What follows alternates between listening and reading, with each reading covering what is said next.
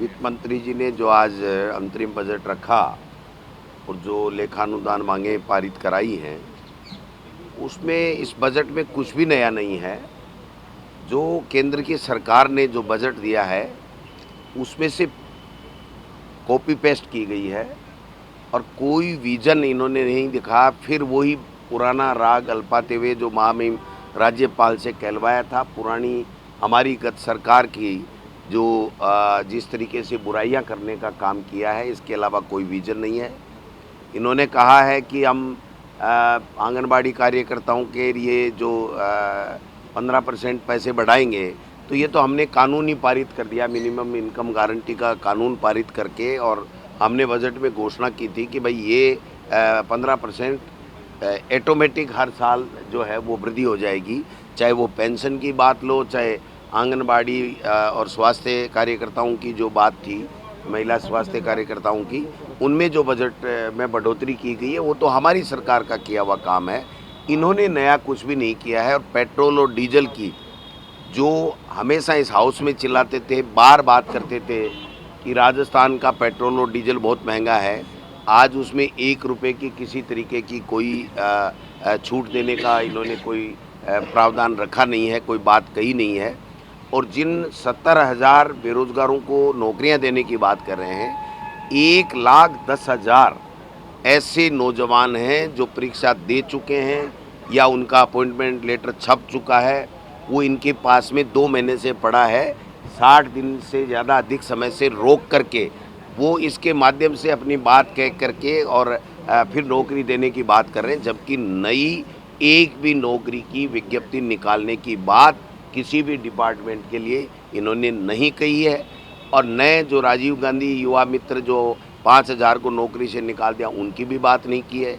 और जो अनुमानित इन्होंने खर्चा बताया है, उस हिसाब से जो हम पे आरोप लगाते थे कि आपने इतना ऋण ले लिया, इतना ऋण ले लिया, अगर इन्होंने जो वाचन किया है अपने अंतरिम बजट में, अगर उसको आप मल्टीप्लाई करोगे, उसका अगर आप हिसाब देखोगे, तो जो हमने किया उससे ज़्यादा का अनुमानित इन्होंने अपने इस अंतरिम बजट में कर रखा है।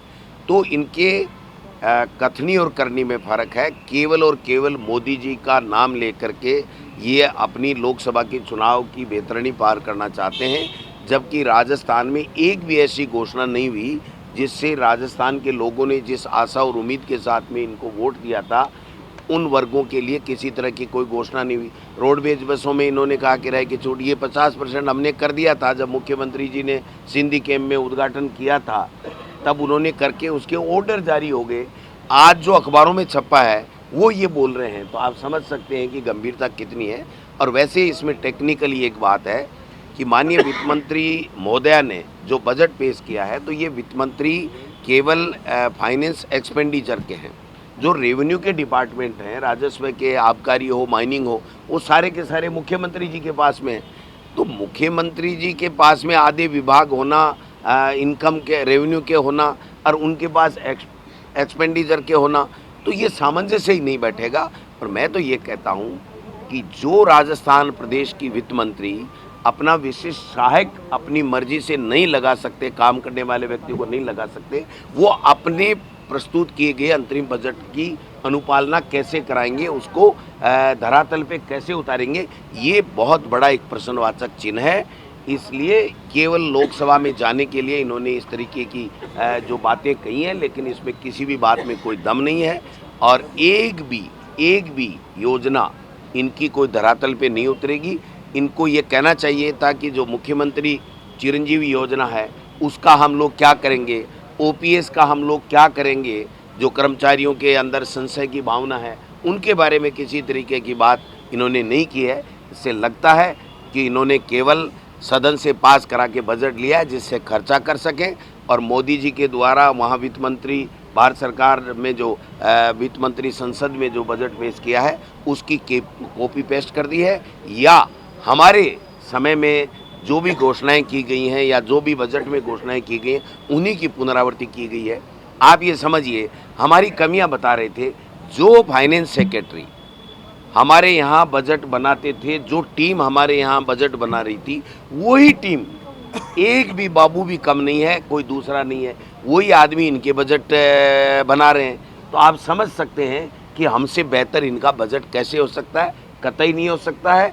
केवल खाना पूर्ति की गई है, सदन से पास करा के पैसे लिए गए जिससे लोगों की तनख्वाह चुका सकें।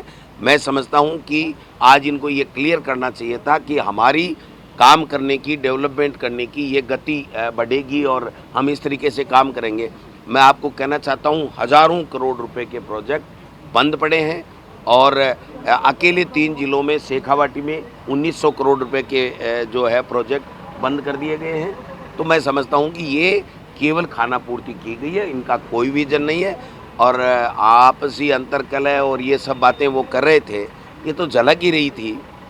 डॉक्टर किरोड़ी लाल मीणा ने एक बार भी हाँ नहीं कहा, एक बार मेज ने थपथपाई और वो कह रही थी कि महिला वित्त मंत्री से आपको क्या तकलीफ हो सकती है।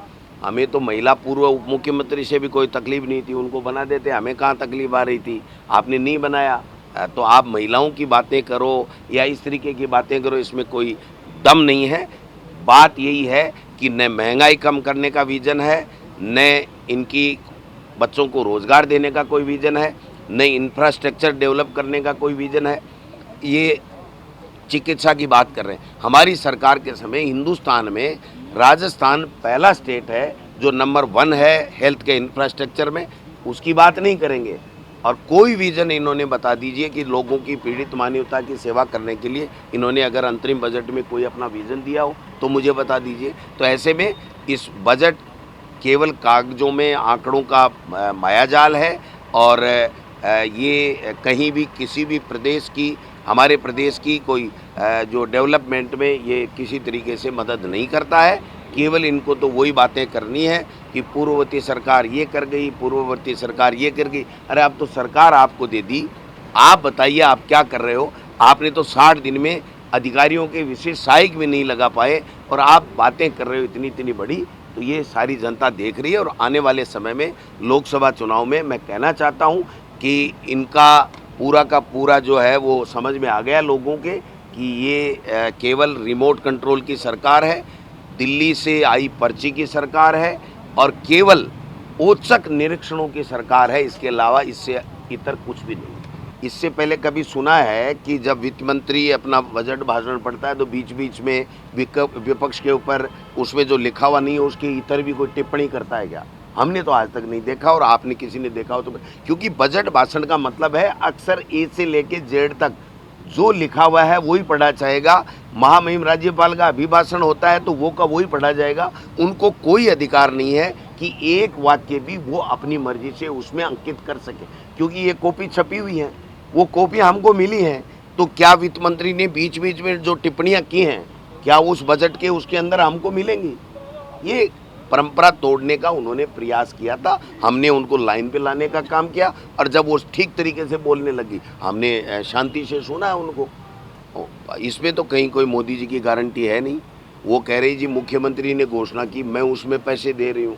मुख्यमंत्री तो मुख्यमंत्री होता है, आप पैसे क्या दे रहे हो? मुख्यमंत्री तो खुद मुख्यमंत्री है और मुख्यमंत्री का यहाँ जो घोषणा कर दी उन्होंने, तो क्या किसी की हिम्मत है कि उस घोषणा का इम्प्लीमेंटेशन रोक देंगे? तो ये तो आपस में इनकी नूरा कुश्ती चल रही है, कितने एक दिन चलती है देखते हैं। इसका प्रदेश को नुकसान होगा, मैं तो ये समझ रहा हूँ।